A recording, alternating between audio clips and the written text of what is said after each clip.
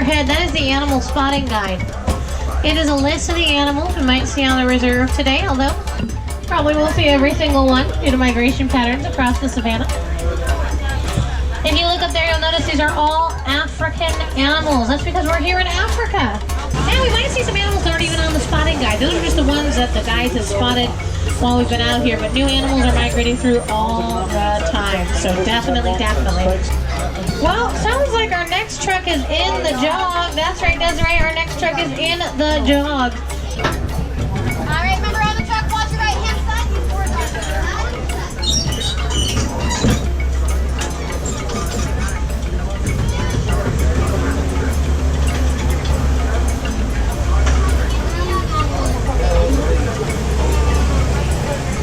All right, Marley, your doors are closed. You are all there. Thank you so much, Gordon.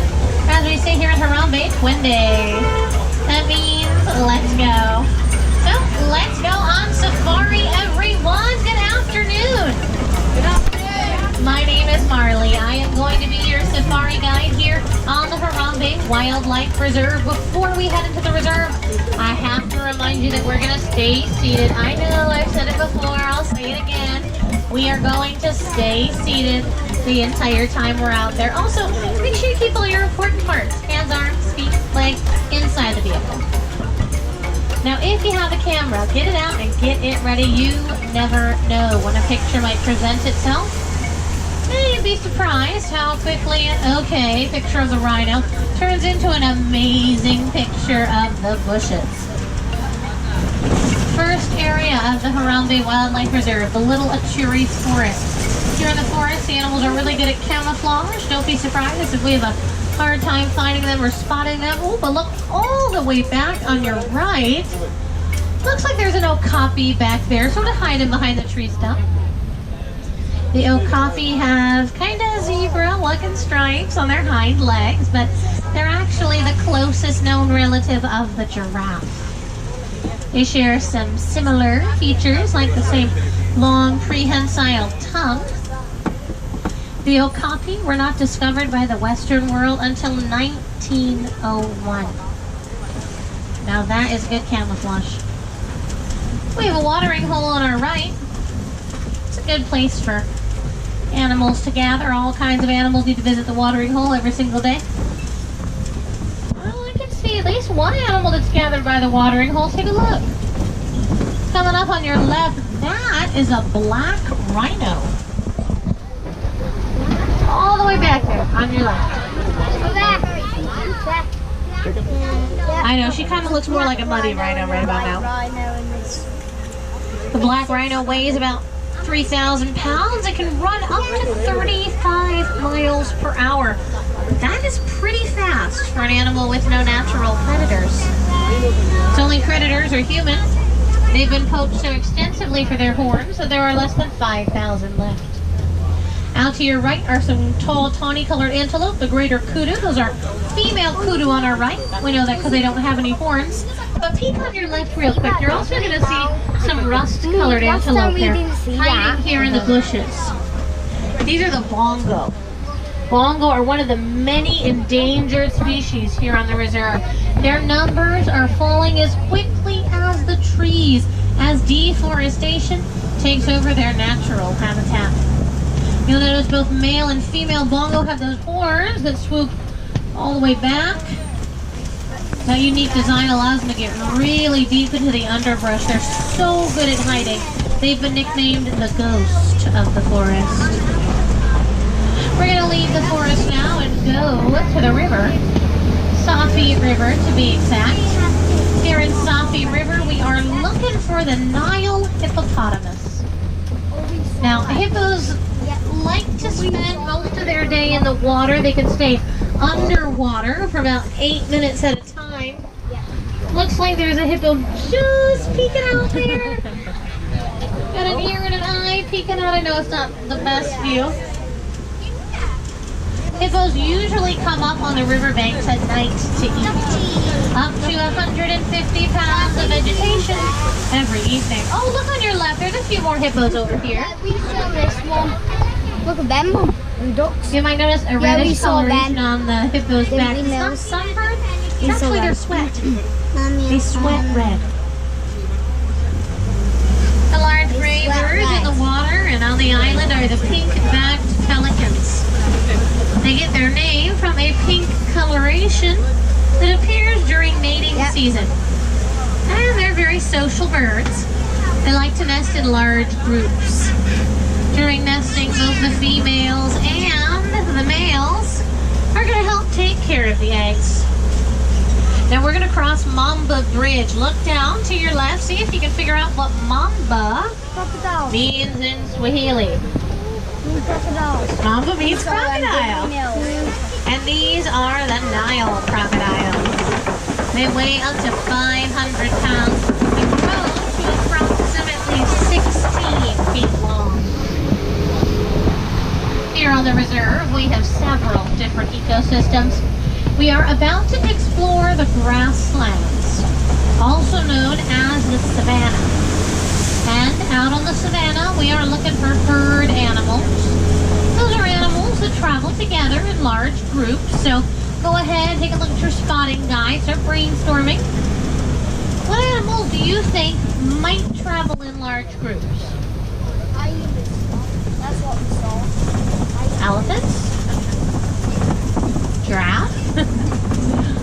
Zebra, wildebeest. Hopefully we're going to get a chance to see all sorts of different herd animals. So if you haven't gotten your camera out already, this is the time. We never really know what's going to be hiding in the tall grass out here on the savanna. We're not going to be able to stop for every animal we see. And the animals, they don't usually stop for us. So if you have a high shutter speed on your camera, action, sport, motion setting, go ahead, turn it on now. As we look across the savanna, I can already see several different herd animals. A little bit further up, we're gonna go all the way around. See if we can get some really good pictures. You can already tell how the animals shape the landscape. Those trees that are knocked over, probably the elephants. They're kind of like bulldozers sometimes.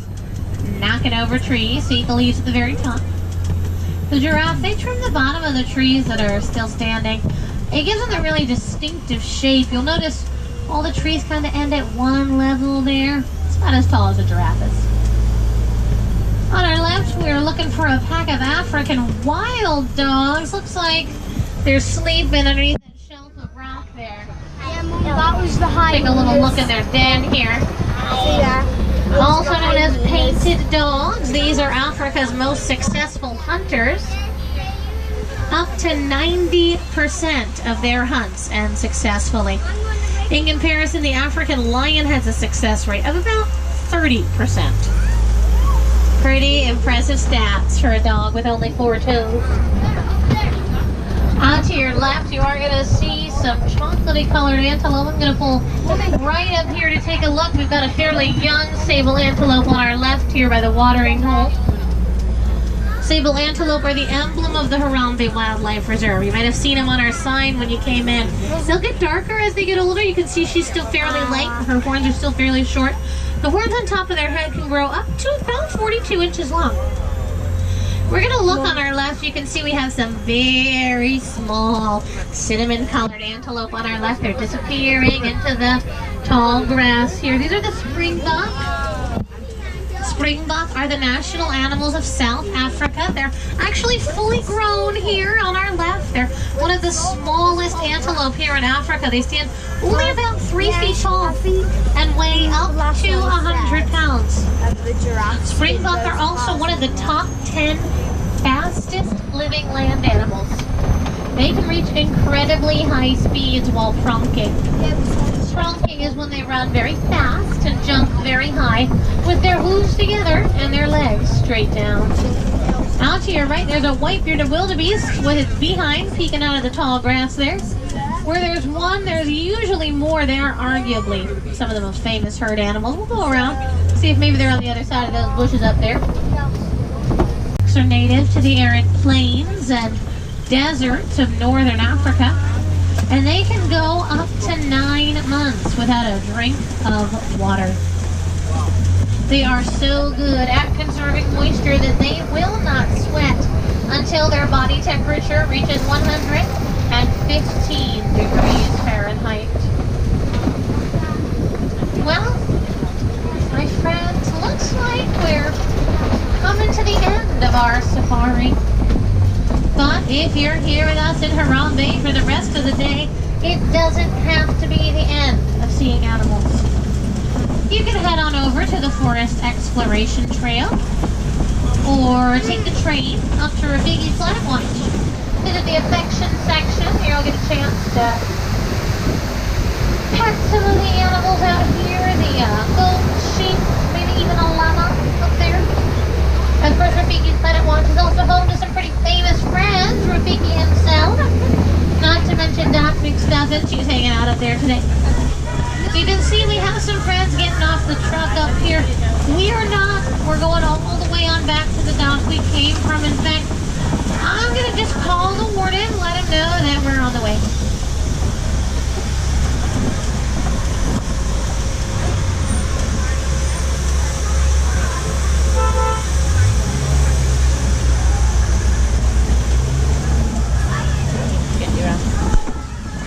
We're going to head on around. We're going to go check out a spot that most guests really never get to see. As we do, I'll point out some pretty incredible stuff along the way. Before we get there, you can look on your left and you can see the train station.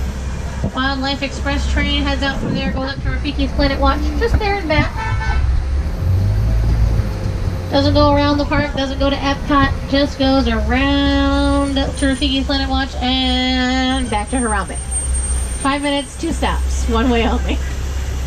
If you're thinking about heading on the train today, just remember the last train goes out at 4:30. So make sure you want to be on the train or in the train station before 4:30 if you want to check out the Planet Watch. Definitely a good idea. If you're a wilderness explorer, you want to head up there, make sure you get the badges that are up there. If you're looking to collect your safari badge today, grab your handbook. Turn to page 14. Page 14 is the safari badge page.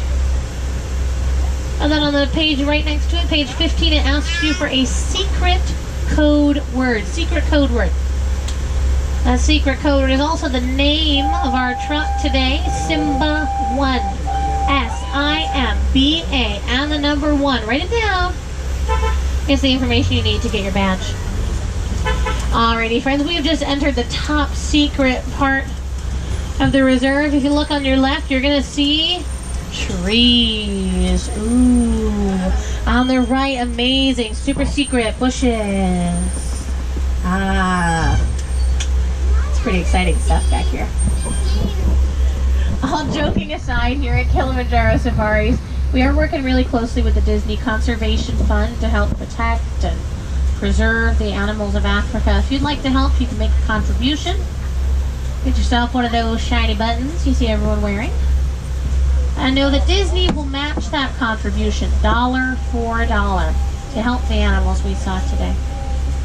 Take a moment now, friends. Look by your feet. Look in the seat next to you. Just make sure you have every single thing you came on safari with today. Even if you're absolutely positive, just double check. Was a bumpy ride. Check your pockets. I would hate for you to get to the parking lot and realize you left your car keys with me. So definitely look at the seat before you go. If you'd like to check out the Gorilla Falls Exploration Trail, well, good news, I'm going to drop you off about 150 feet into the trail already. So if you get down to the bottom of the ramp and take a left, that'll take you on over to see the Western Lowland Gorillas. 2 different troops, bachelor troop, those big beautiful silverbacks, as well as a family troop, alpha male, couple of females, couple of little gorillas out there. Of course, it's not just gorillas on Gorilla Falls. We have another view of an okapi, underwater views of the hippos. We have naked mole rats. We have meerkats. We have Grevy's zebra. We have all sorts of different African animals out there. Definitely worth checking out. It's about a 20-minute walking trail, but it is completely your own pace. You are welcome to spend as much or as little time there as you'd like. It is fully wheelchair, stroller, scooter accessible, so bring them all with you as you go down the trail. If you'd prefer not to take the Gorilla Falls Exploration Trail, when you get to the bottom of the ramp, just take a right. Take a right, it'll take you back up to stroller parking, wilderness explorers. You need to take a left at stroller parking down the little pathway that has a gift kiosk. That's where not only your safari badge, but also your African culture badge are. Both badges are down there, so make sure you stop by. And if you head past stroller parking, it'll take you back to the village in Harambe. Food, water, restrooms, all those important things at the bottom of the ramp and to your right all the way.